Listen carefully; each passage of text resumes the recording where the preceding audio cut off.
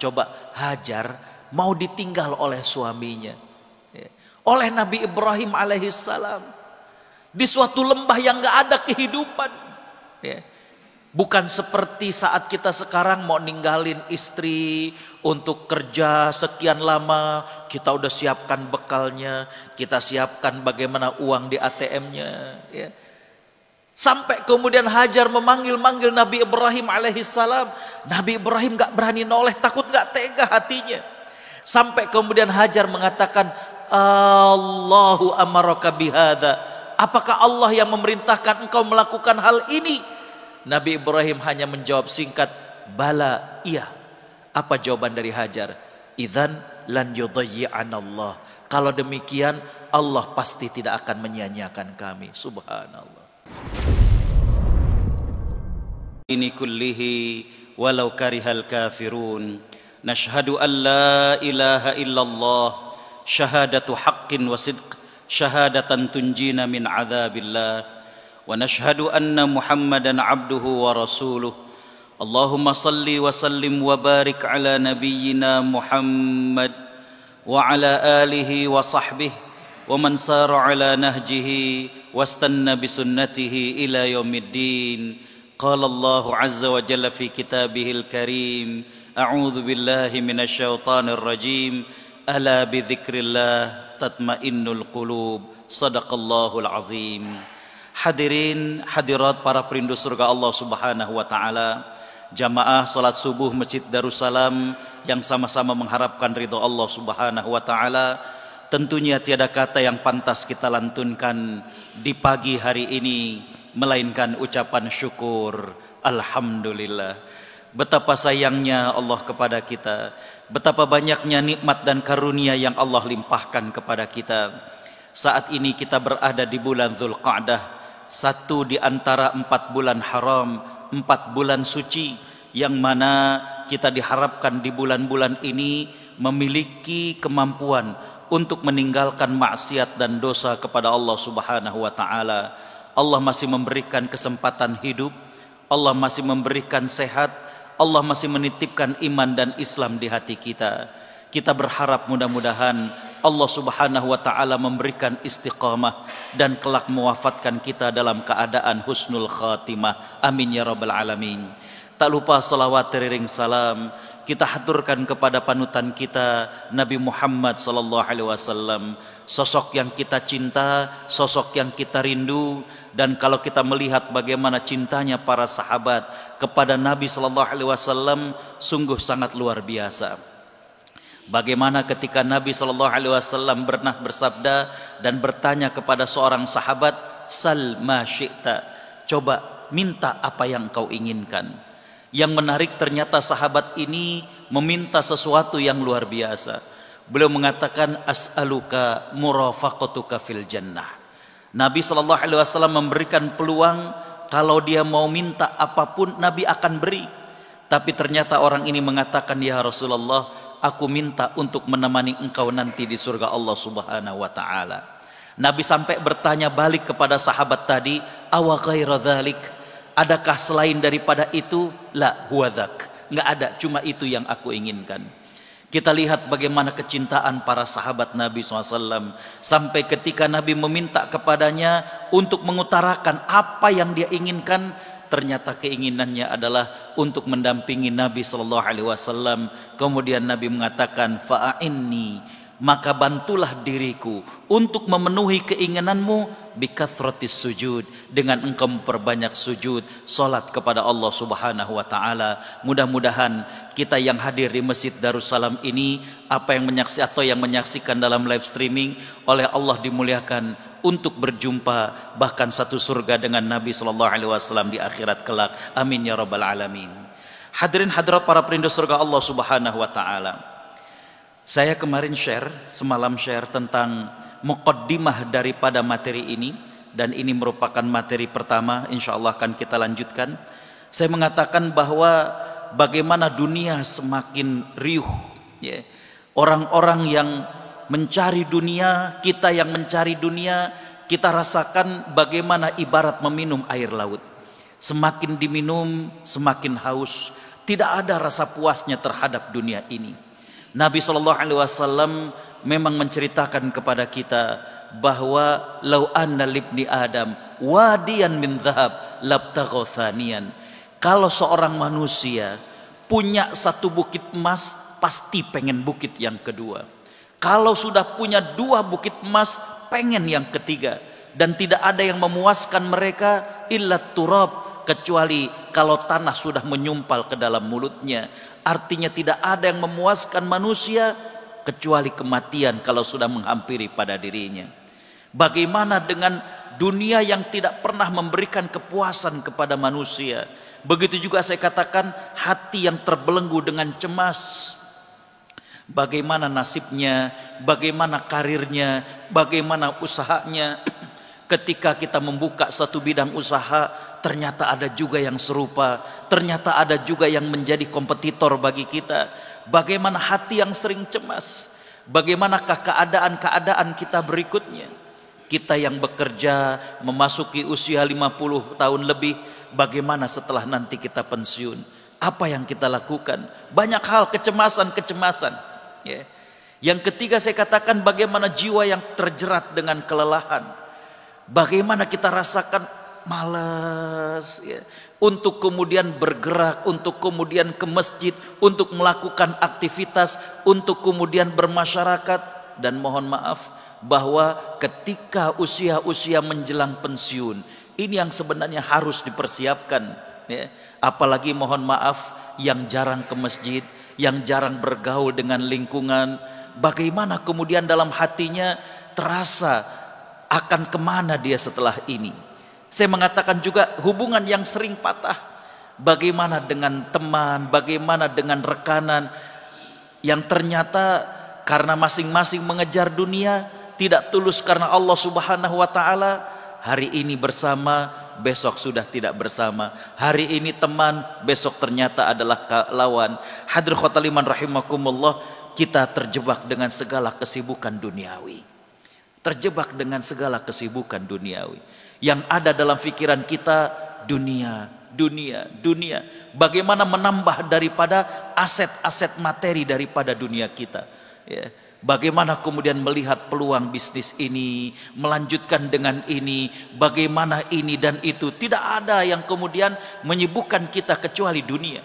Saya mengatakan kegundahan merajalela, sehingga kemudian yang terjadi adalah gelisah, tidak mendapatkan ketenangan. Banyak yang kemudian mencari ketenangan dengan cara berpelesir, healing, dengan cara kemudian melampiaskan dengan dunia, dengan hiburan, dengan nyanyian, bahkan tidak sedikit dengan kemaksiatan. Hadirin khotal iman rahimakumullah. Atau kita menghadapi masalah yang tidak ada ujungnya. Belum selesai masalah ini, ada masalah berikutnya. Belum selesai masalah ini, ada masalah yang lain. Kadang bukan di luaran daripada diri kita, kadang dari yang terdekat. Ada masalah dengan anak, ada masalah dengan pasangan, ada masalah dengan orang tua, ada masalah dengan ipar dan lain sebagainya.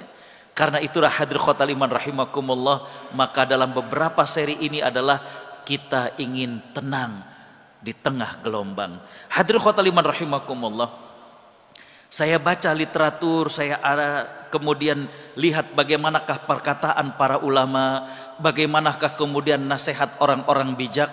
Maka yang pertama adalah bagaimana agar tenang di tengah gelombang. Yang pertama dan utama sekali adalah mengenal Allah Subhanahu wa taala. Inilah rahasia bagaimana kita mendapatkan ketenangan di tengah berbagai macam kegundahan, di tengah berbagai macam kegelisahan, ketidaktentraman batin, kesibukan dunia, cemas ini dan itu. Yang pertama sekali adalah bagaimana kita mengenal Allah Subhanahu wa taala. Hadirin khotal iman rahimakumullah, Allah Subhanahu wa taala berfirman dalam surat Al-Ahqaf ayat 33, A'udzu billahi minasyaitonir rajim. Awalam yarau annallaha khalaqas samawati wal ard wa lam ya'ya bi khalqihinna biqadirin ala an yuhyiyal mauta bala innahu ala kulli syai'in qadir. Allah Subhanahu wa taala mengingatkan kepada kita dalam ayat ini agar kita kemudian mengenal kepada Allah Subhanahu wa taala. Allah mengatakan, dan apakah mereka tidak memperhatikan. Sesungguhnya Allah Subhanahu wa taala telah menciptakan apa yang ada di langit dan apa yang ada di bumi, dan Allah tidak merasa payah dengan ciptaannya. Kuasa Allah Subhanahu wa taala untuk menghidupkan orang yang mati. Ya, bahkan sesungguhnya Allah Subhanahu wa taala maha kuasa atas segala sesuatu. Hadirin hadir para perindu surga Allah Subhanahu wa taala. Karena itu kalau kita lihat bagaimana syarat memahami la ilaha illallah, Allah katakan dalam ayat a'udzubillahi minasyaitonirrajim, fa'lam annahu la ilaha illallah. Ketahuilah, Allah awali dengan kata-kata fa'lam, diawali dengan ilmu. Bagaimana kita memahami daripada la ilaha illallah. Kalau kita baca bagaimana kisah orang-orang Quraisy, bahkan mereka lebih tahu tentang arti la ilaha illallah. Ya. Bagaimana ketika Nabi SAW mengajak kepada tokoh-tokoh Quraisy untuk mengucapkan la ilaha illallah, mereka menolak. Mereka tahu bagaimana konsekuensi daripada la ilaha illallah. Bahkan tidak sedikit di antara mereka yang mengatakan, kalau ini yang kau ajarkan hai Muhammad, kalau ini yang kau dakwahkan, niscaya engkau akan menguasai orang-orang kulit putih dan orang-orang kulit merah. Mereka ngerti betul la ilaha illallah. Ya. Hadirin khotaliman rahimakumullah, disinilah kemudian bermula bagaimana kita mengenal Allah Subhanahu wa taala.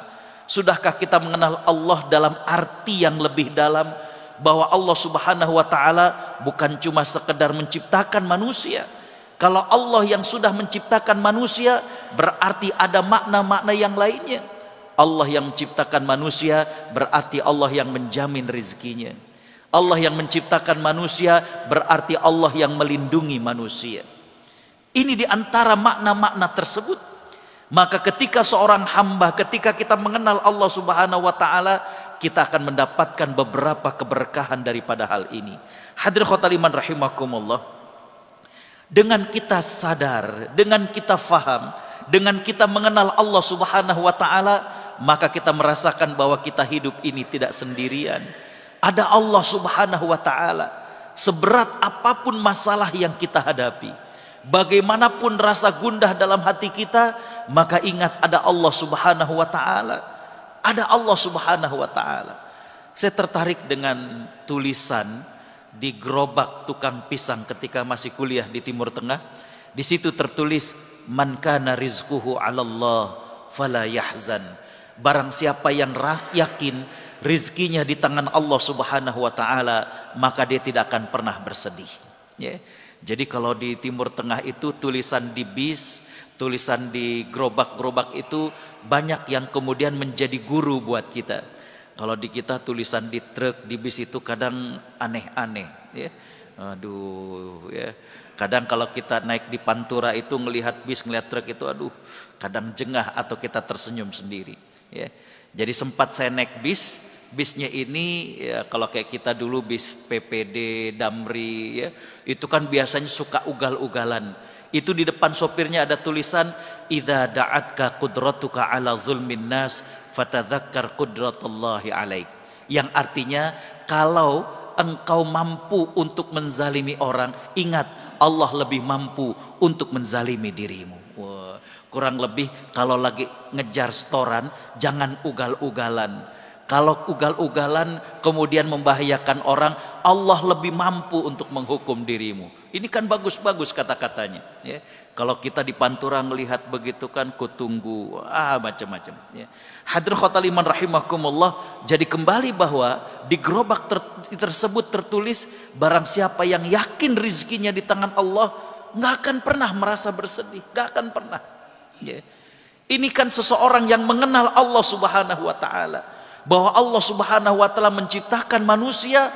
Kalau Allah menciptakan manusia, Allah pasti menjamin. Allah Subhanahu wa taala sudah mengatakan, a'udzubillahi minasyaitonirrajim, wa ma min dabbatin fil ardi illa 'alallahi rizquha wa ya'lamu mustaqarraha wa mustauda'aha. Dan tidak ada seekor pun daripada binatang melata melainkan Allah Subhanahu wa taala yang menjamin rizkinya. Allah tahu lubang-lubang dan juga tempat tinggal mereka. Ya. Kalau kemudian binatang saja Allah jamin daripada rizkinya, bagaimana dengan manusia? Ya. Hadirin khotaliman rahimakumullah, dulu ketika kami masih di Timur Tengah, ada seorang imam di salah satu masjid, beliau berasal dari Syria. Beliau cerita ada ulama di Syria yang dulunya adalah tukang begal. Ya. Biasanya yang beliau lakukan itu adalah menunggu kontainer-kontainer lintas negara. Ya. Suatu saat ketika beliau nunggu lama nggak ada yang lewat, beliau melihat di atas pohon kurma bagaimana burung gagak ya, itu hinggap, terbang lagi, hinggap lagi. Ini dalam hati beliau biasanya kalau seperti ini burung gagak tersebut sedang punya bayi ataupun anak. Maka beliau iseng, beliau ingin ngambil anak burung gagak itu. Ketika beliau kemudian memanjat daripada pohon kurma tersebut, di atas beliau terkejut. Ternyata yang disuapi oleh burung gagak tersebut bukanlah anaknya, tapi seekor ular buta. Beliau kemudian gemetar, beliau mengatakan dalam hati, sebenarnya burung gagak dengan ular ini bermusuhan. Tapi atas kuasa Allah subhanahu wa ta'ala, Allah jadikan rizki dari ular ini dari yang namanya burung gagak. Kalau memang Allah sudah jamin rizki kepada hewan ini, mengapa harus saya kemudian mencuri? Kenapa harus saya kemudian merampas daripada hak orang lain? Turun beliau gemetaran. Beliau bertaubat, belajar agama dan menjadi salah seorang ulama di Syria. Hadirin khotal iman rahimakumullah. Jadi yang pertama adalah mengenal Allah subhanahu wa ta'ala. Tentunya tidak cukup sekedar dengan mengenal, tapi bagaimana kita menghambakan diri kepada Allah subhanahu wa ta'ala. Di sini saya katakan ada beberapa tuntutan ketika kita dianggap mengenal Allah subhanahu wa ta'ala. Yang pertama adalah kamalul mahabbah. Bukan cuma sekedar mengenal Allah, oh iya yang menciptakan kita Allah, bukan. Tapi bagaimana totalitas sempurna dalam mencintai Allah subhanahu wa ta'ala. Apa bukti cinta kepada Allah subhanahu wa ta'ala? Yang pertama saya katakan adalah asyik ketika bersama dengan Allah subhanahu wa ta'ala. Ya. Tadi kita sholat subuh dan sholat sunnah, kita doa minta agar mendapatkan hidayah, betul? Ihdinas siratal mustaqim. Bapak ibu yang di sini yakin sudah mendapatkan hidayah? Ya. Di antara tanda orang mendapatkan hidayah, Allah menceritakan dalam surat An-Nisa, a'udzubillahi minasyaitonirrajim, dan orang-orang yang Allah berikan hidayah kepadanya, apa tandanya? Yashrah sadrahu lil Islam. Allah jadikan dadanya terbuka. Artinya apa? Allah jadikan dia nyaman dalam beribadah kepada Allah subhanahu wa ta'ala. Jadi dalam beribadah itu dirasakan asyik ketika bersama dengan Allah subhanahu wa ta'ala. Mungkin di antara bapak ibu ada yang gemar memancing. Ya.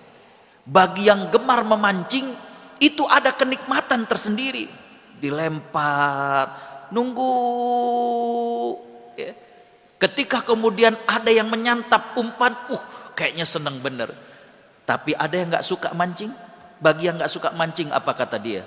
Aduh, daripada begitu pak, mendingan ke fish market. Ya. Beli sekilo, 2 kilo, betul? Ya.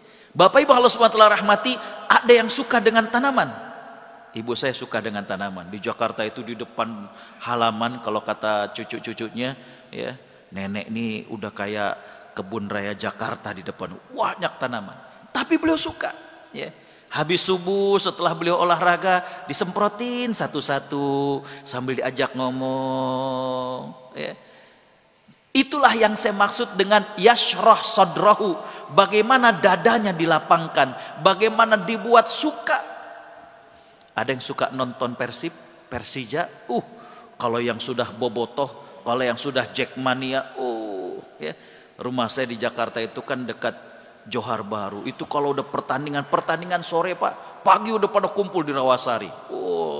Zamannya Metro Mini, nyewa Metro Mini, slayernya lengkap.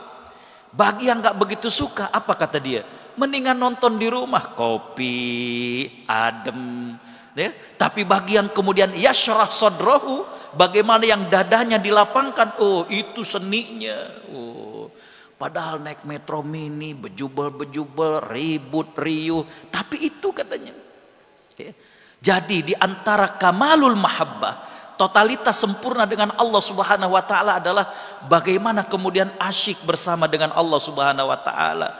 Ketika kemudian ibadah itu udah kayak ikan dikasih air, enak rasanya, adem rasanya, ya.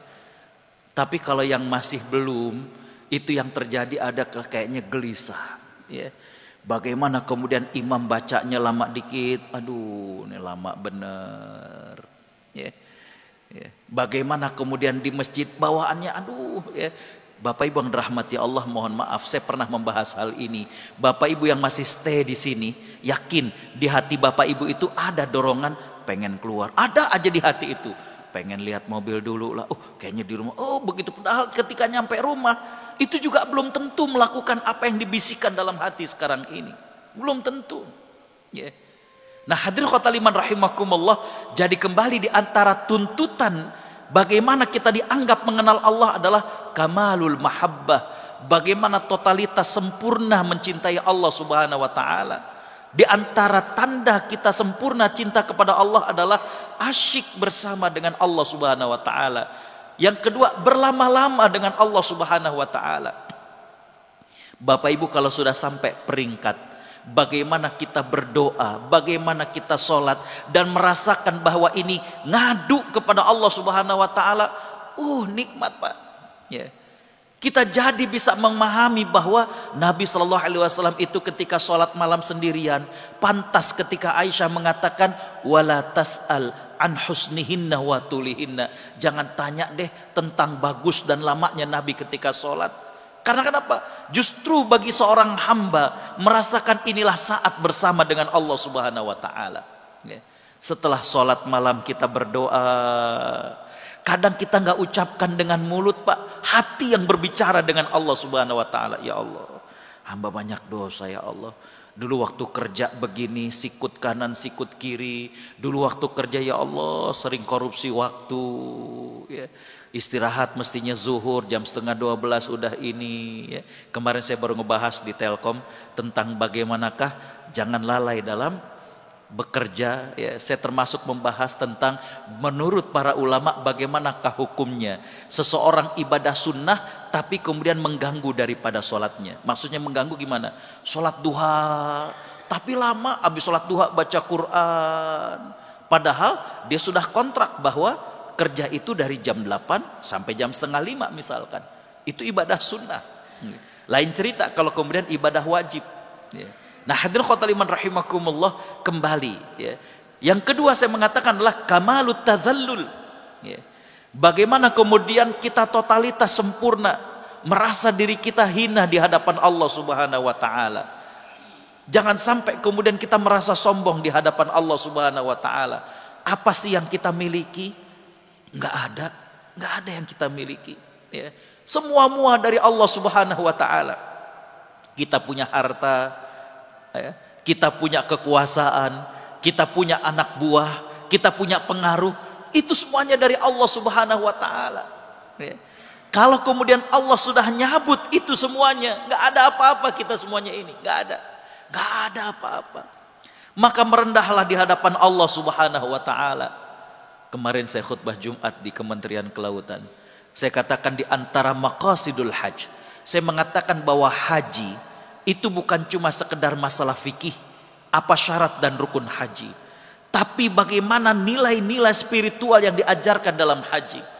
Hadirin khotal iman rahimakumullah, bahwa pada saat kita haji, ini merupakan puncak ekspresi ketakwaan kita. Kita tinggalkan dunia yang kita miliki. Bagaimana kemudian Allah menginginkan kepada kita juga sama, berganti dengan kain ihram, agar kemudian jangan terlihat mana pejabat, mana rakyat, mana kemudian akademisi, mana mereka yang tidak berpendidikan, sama semuanya dengan menggunakan kain ihram. Mungkin pada saat tenda di Mina, mereka yang haji dengan travel khusus atau dengan ONH Plus, bagaimana tendanya itu AC enak. Tapi ada satu momen kalau Bapak Ibu pernah haji, setelah kita wukuf di Arafah, itu sebelum maghrib, sebelum gurub matahari, semua jamaah haji harus meninggalkan daripada Arafah. Dari situ kemana? Sebelum ke Mina, kita ke Muzdalifah.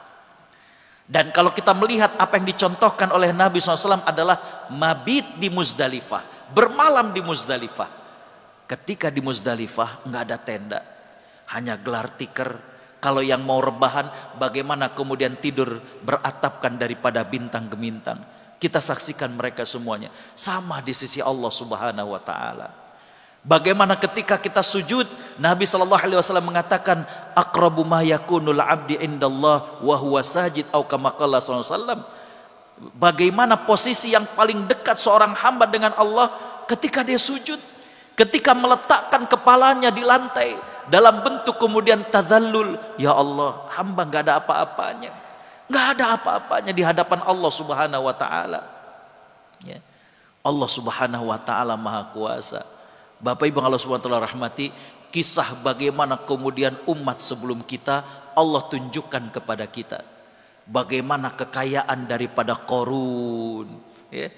Dikatakan dalam Al-Qur'an surat Al-Qasas, a'udzubillahi minasyaitonir rajim, wa inna mafatihahu latanu'u bil usbati ulil quwwah. Bagaimana kemudian gudang-gudang daripada Qarun itu kemudian ada yang mengatakan kunci, ada yang mengatakan pintunya, ya. Itu mesti dipanggul oleh orang-orang. Subhanallah, ya. Begitu banyaknya. Tapi apa yang terjadi ketika Allah Subhanahu wa taala kemudian fakhasafna bihi wa bidarihil ard, Allah tenggelamkan, ya. Dulu saya nggak kebayang gimana Qarun dengan hartanya yang begitu banyak, ya. Kemudian Allah tenggelamkan. Apakah amblas bumi ini? Ya. Dulu nggak kebayang.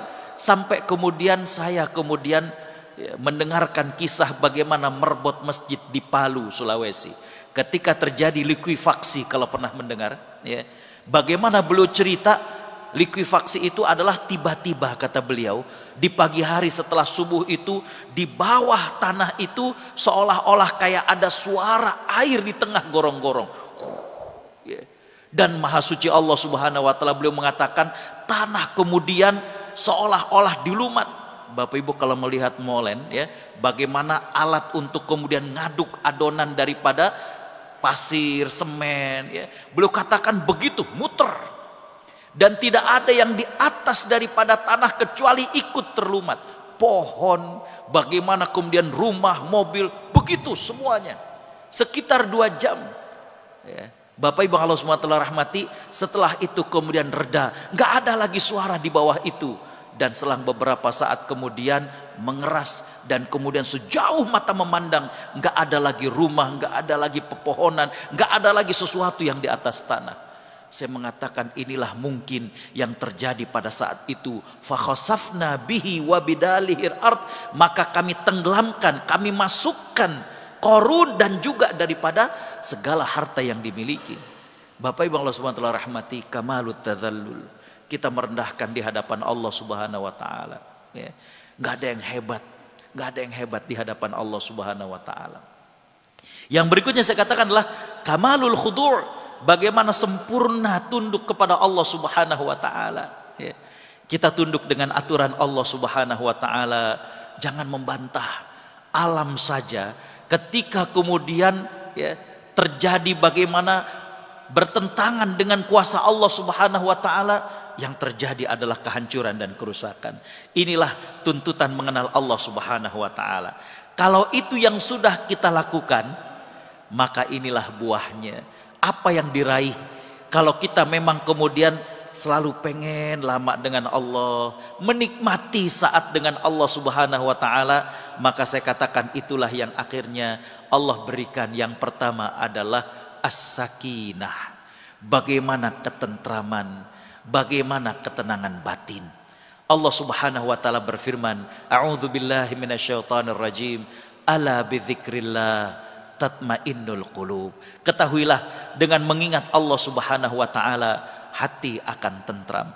Baik zikir dengan lisan maupun zikir dengan hati, ataupun zikir dengan makna bahwa kita berbuat merasa diawasi oleh Allah Subhanahu wa taala.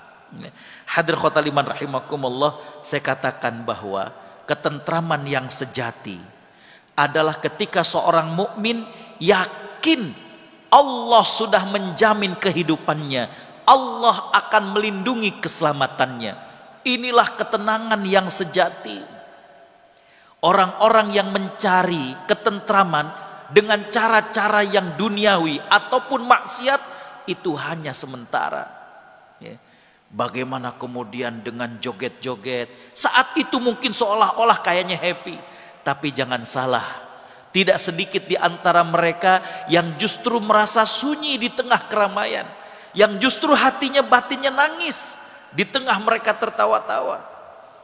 Ketentraman yang sejati adalah ketika seorang mukmin kita merasakan Allah udah ngejamin kehidupannya tenang. Ya. Bapak Ibu Allah SWT rahmati, ada seorang tabi'in, beliau ini banyak meriwayatkan hadis dari sahabat Abdullah bin Abbas radhiyallahu anhu. Ya. Tinggalnya agak jauh daripada kota Madinah. Ya. Hadirin khotaliman rahimakumullah, ketika para sahabat sedang melakukan perjalanan, mereka tertarik, ada rumah kok nih jauh. Ya. Maka mereka kemudian menghampiri rumah tersebut. Ketika mereka kemudian lihat ternyata di dalam rumah tersebut ada hamba Allah yang cacat tangan dan kakinya. Yang menarik adalah ketika para sahabat mendekat ke rumah tersebut, hamba Allah ini sedang berdoa. Doa ini yang menggelitik perasaan para sahabat. Hamba Allah ini berdoa, ya Allah, kekalkanlah hamba menjadi hamba yang bersyukur, karena engkau telah melebihkan aku dibandingkan hamba yang lainnya. Ini yang menggelitik perasaan para sahabat. Orang tersebut minta dikekalkan jadi orang yang bersyukur. Dirinya merasa dilebihkan Allah berbanding hamba yang lainnya. Padahal tangan dan kakinya cacat. Ya. Diketuk pintu rumahnya, ditanya, ya, wahai fulan, kami mendengar engkau mohon kepada Allah agar dikekalkan menjadi hamba yang bersyukur, dan dirimu merasa dilebihkan oleh Allah berbanding hamba yang lainnya, padahal tangan dan kakimu cacat. Apa kata beliau? Bukankah mudah bagi Allah untuk mengirimkan angin dan menghancurkan rumah burukku ini? Bukankah mudah bagi Allah untuk mengirimkan binatang buas dan memangsa diriku? Aku pun sulit menghindar dari binatang itu. Tapi itu tidak Allah lakukan kepada diriku. Bukankah dengan demikian Allah telah melebihkan diriku berbanding hamba yang lainnya? Orang itu bernama Abu Qilabah. Beliau banyak meriwayatkan hadis dari sahabat Abdullah bin Abbas radhiyallahu anhu. Beliau mengajarkan kepada kita bagaimana sakinah yang ada dalam hatinya, bagaimana tentram. Allah yang sudah menjamin kehidupannya, Allah yang sudah menjamin keselamatan dirinya. Subhanallah. Inilah ketentraman yang sejati. Ya. Bapak Ibu Allah SWT rahmati, karena itu kita lihat Allah Subhanahu wa taala menjelaskan ini saat perang. Makanya Allah firmankan dalam surat Al-Fath, ya, a'udzubillahi minasyaitonir rajim, huwallazi anzala sakinata fi qulubil mu'minin. Dialah Allah Subhanahu wa taala yang menurunkan ketentraman di hati orang-orang yang beriman. Tidak sedikit di antara kita ketika esok hari mau wawancara kerja, tidak sedikit di antara anak kita yang ketika esok hari mau ujian penerimaan daripada universitas, malamnya susah tidur. Betul, ya? Bapak Ibu Allah SWT rahmati, apa jadinya ketika peperangan? Tentu nggak bisa tidur. Tapi Allah Subhanahu wa taala Maha Kuasa. Bapak Ibu lihat bagaimana kisah perang Badar. Allah Subhanahu wa taala jadikan para sahabat itu tertidur. Luar biasa. Ini mau perang dengan jumlah yang nggak berimbang. Para sahabat sekitar 300 sekian, orang-orang kafir 1000 lebih, dengan perlengkapan yang terbatas. Karena tadinya hanya sekedar ingin mencegat kafilah dagang Abu Sufyan, tapi ternyata adalah peperangan. Tapi Allah jadikan para sahabat itu tidur dan pules. Apa tanda pulasnya? Para sahabat banyak yang mimpi basah. Subhanallah. Coba buka surat Ali Imran. Ya. Bagaimana sahabat yang terbangun, waduh ini mimpi basah. Ya. Bagaimana bersucinya? Maha suci Allah Subhanahu wa taala. Allah Subhanahu wa taala turunkan hujan rintik-rintik. Para sahabat kemudian bisa mandi, kemudian juga karena rintik-rintik gak sampai terlalu deras, maka pasir yang dipijak oleh para sahabat itu tidak ambles, tapi justru kemudian wa yuthabbita bihil aqdam, malah kemudian jadi mantep. Coba lihat, tidurnya sampai pules. Di antara bukti pulasnya adalah sampai kemudian mimpi basah. Setelah itu Allah turunkan hujan, jadi fresh, nyaman. Subhanallah. Allah subhanahu wa ta'ala yang menurunkan ketentraman. Ya. Allah yang menurunkan ketentraman. Kalau kita kemudian baca kisah Buya Hamka, bagaimana beliau kemudian merasakan ketentraman, enggak gundah ketika kemudian di penjara, bahkan beliau kemudian menulis kitab tafsir. Bapak Ibu Allah SWT rahmati, mohon maaf, tidak sedikit orang-orang yang di dalam penjara justru mendapatkan ketentraman, tenang di tengah keterbatasan di balik jeruji besi. Tapi berapa banyak orang di luar daripada penjara tidak mendapatkan ketentraman itu. Berarti ada masalah dengan batinnya. Ya. Makanya kalau dulu ada syair yang mengatakan, akhi anta hurrun wara'a sujun, ya, saudaraku, engkau sebenarnya bebas dan merdeka di balik jeruji besi. Karena kenapa? Bukan masalah fisik di dalam atau di luar penjara, tapi batin yang bebas di hadapan Allah Subhanahu wa taala. Ya. Apa jadinya di luar dari penjara tapi kemudian kita sendiri terpenjara dengan dunia. Mau sholat subuh, aduh udah ada janji, ada bisnis ini, malam ini, ya Allah, terpenjara dengan dunia. Ya. Bapak Ibu Allah SWT rahmati, Allah Subhanahu wa ta'ala sumber daripada ketenangan. Ya. Di antara makna la ilaha illallah, tidak ada Tuhan selain Allah adalah tidak ada yang memberikan ketentraman, tidak ada yang memberikan ketenangan kecuali Allah Subhanahu wa taala. Ini kita mau Idul Adha, tentunya kisah tentang Hajar, tentang Nabi Ibrahim alaihissalam. Coba Hajar mau ditinggal oleh suaminya, oleh Nabi Ibrahim alaihissalam di suatu lembah yang gak ada kehidupan. Bukan seperti saat kita sekarang mau ninggalin istri untuk kerja sekian lama, kita udah siapkan bekalnya, kita siapkan bagaimana uang di ATM-nya. Ya. Sampai kemudian Hajar memanggil-manggil Nabi Ibrahim alaihissalam. Nabi Ibrahim gak berani noleh, takut gak tega hatinya. Sampai kemudian Hajar mengatakan, Allahu amaraka bihadza. Apakah Allah yang memerintahkan engkau melakukan hal ini? Nabi Ibrahim hanya menjawab singkat, bala, iya. Apa jawaban dari Hajar? Idzan lan yudayyi'anallah. Kalau demikian Allah pasti tidak akan menyia-nyiakan kami. Subhanallah. Ya. Ini orang-orang yang kenal Allah Subhanahu wa taala. Maka ada ketentraman dalam hatinya. Lihat bagaimana istri orang-orang soleh sebelum kita. Ketika suami mereka akan berangkat kerja, mereka mengatakan kepada para suami mereka, kunna nasbiru alal ju' wala nasbiru alan nar. Wahai suamiku, carilah yang halal dalam bekerja. Kita di rumah sanggup bersabar atas lapar. Tapi kalau kau bawa yang haram, kita nggak sanggup untuk menahan api neraka. Kalau kayak gini kan suami kerjanya juga tenang, ya. Tapi kalau kemudian mau berangkat istrinya cemberut, dia cerita tetangga sebelah ganti mobil, tetangga sebelah jalan-jalan ke Eropa, lah kan jadi otaknya ngeres di kantor. Ya.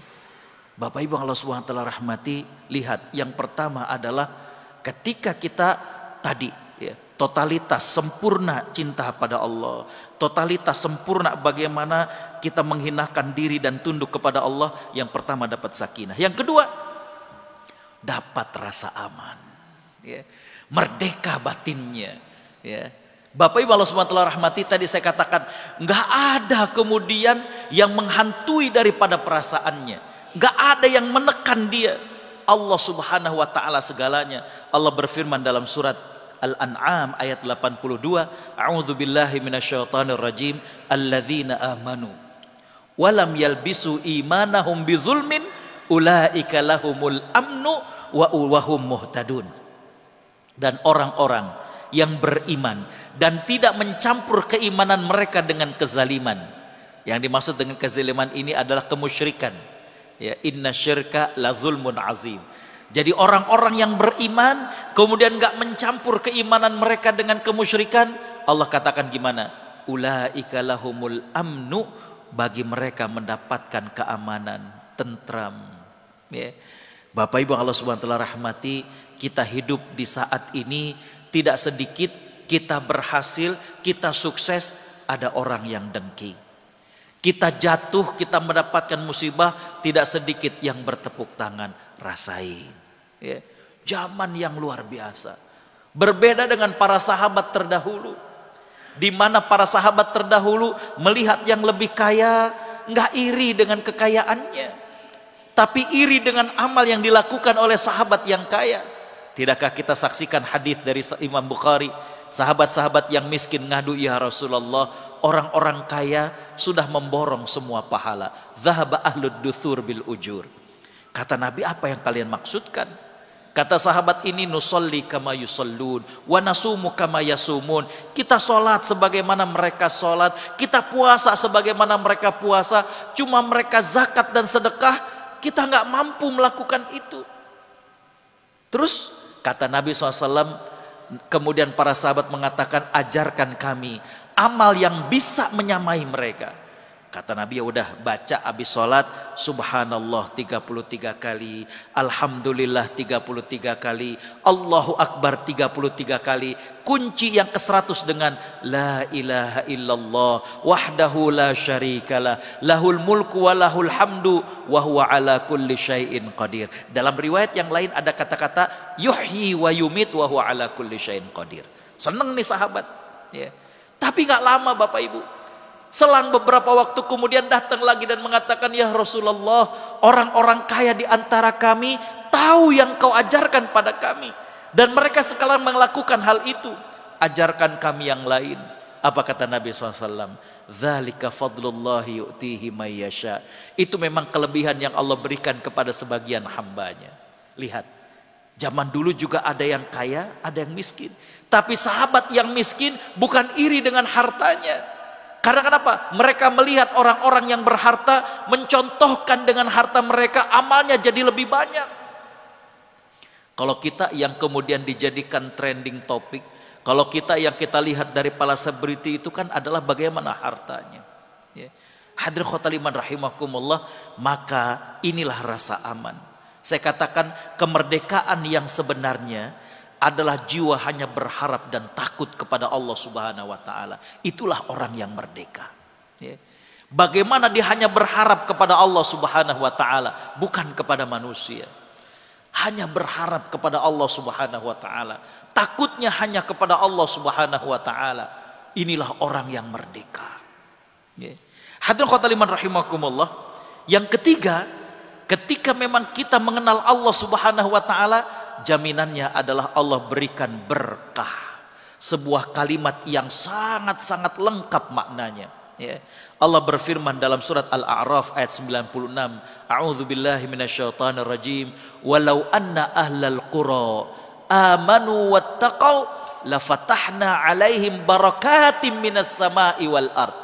Kalaulah penduduk sebuah negeri beriman kepada Allah Subhanahu wa taala, niscaya kami akan bukakan barokat. Bukan cuma berkah, barokat.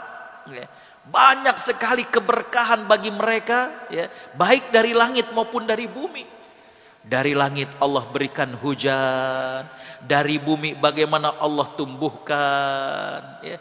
Bapak Ibu Allah semua telah rahmati, karena itu kita lihat bagaimana keberkahan yang Allah berikan pada orang-orang soleh sebelum kita. Ya. Bagaimana hadirin khotaliman kisah Islam di Andalusia, bagaimana kisah Islam di Eropa, bagaimana kemudian dengan keberkahan kita lihat, ya, para ilmuwan-ilmuannya oleh Allah dibukakan akal fikiran mereka, bisa ketemu begini, subhanallah. Ya. Bapak Ibu Allah SWT rahmati, berkah. Yang namanya berkah ini kalau nempel pada umurnya panjang, banyak amalnya. Berkah kalau nempel pada makanan minuman yang dimakan bikin sehat. Berkah kalau pada ilmu yang dimiliki banyak memberikan manfaat pada orang. Berkah pada kekuasaan, ketika dia berkuasa banyak manfaatnya kepada orang lain. Berkah ketika nempel kepada hartanya, hadirin khotaliman rahimakumullah, banyak yang dia lakukan. Ya, ini berkah, yang namanya berkah. Hadirin khotaliman rahimakumullah, ini yang saya katakan, bahwa ketika Allah berikan keberkahan, Setiap amal yang dilakukan ini menjadikan dia semakin dekat dan mencintai Allah Subhanahu wa taala. Ya. Apa yang dimiliki menjadikan dia semakin dekat. Dia punya ilmu, dengan ilmunya semakin dekat dengan Allah. Dia punya harta, dengan hartanya makin dekat dengan Allah. Dia punya kemudian katakanlah apa yang dimiliki menjadikan dia dekat dengan Allah Subhanahu wa taala. Ya. Hadirin khotal iman, makanya kalau kita lihat ya, Maha suci Allah Subhanahu wa taala, dari sahabat-sahabat yang dijanjikan surga ini banyak yang kemudian dia adalah para pedagang ya. Bagaimana kemudian mereka mengenal Abu Bakar As-Siddiq. Abu Bakar kemudian ngajak kepada yang lainnya ya. Bagaimana kemudian mereka menjadikan apa yang mereka miliki untuk Allah Subhanahu wa taala.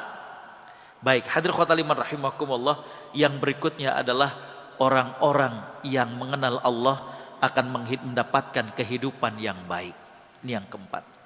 Allah berfirman, a'udzubillahi minasyaitonir rajim, man amila salihan min dzakarin aw untha wa huwa mu'min falanuhyiyannahu hayatan thayyibah wa lanajziyannahum ya bi ajrahum bi ahsani ma kanu ya'malun. Barang siapa yang mengerjakan amal soleh, baik laki maupun perempuan, sedangkan dia beriman kepada Allah, maka kami akan berikan padanya kehidupan yang baik. Dan kami akan ganjar amal mereka dengan pahala yang berlebih dari apa yang mereka lakukan. Apa yang dimaksud dengan kehidupan yang baik? Hidupnya itu berkah, hidupnya itu dibimbing oleh Allah Subhanahu wa taala. Ya. Dia lagi kemudian kefikiran mau ngapain, tahu-tahu temannya bilang, "Yuk ke masjid ada pengajian. Yuk ke sini ada majelis ilmu." Ya. Ini yang namanya kemudian kehidupan yang baik. Bapak Ibu Allah Subhanahu wa taala rahmati, apa yang ada dalam hidupnya itu selalu ujung-ujungnya apa nih yang bisa kemudian buat Islam, apa nih yang bisa kemudian buat Allah Subhanahu wa taala. Ya.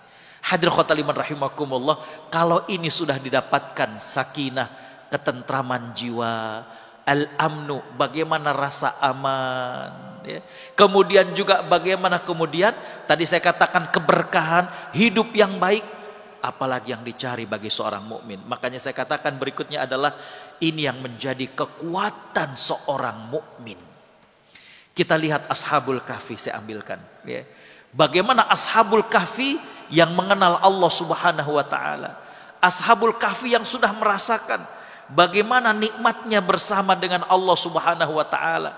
Maka pada saat kemudian orang-orang di sekitarnya tidak beriman kepada Allah Subhanahu wa taala, maka ini enggak menjadi masalah bagi dirinya ya. Bagaimana justru ini menjadi kekuatan bagi mereka, enggak terwarnai dengan yang lainnya.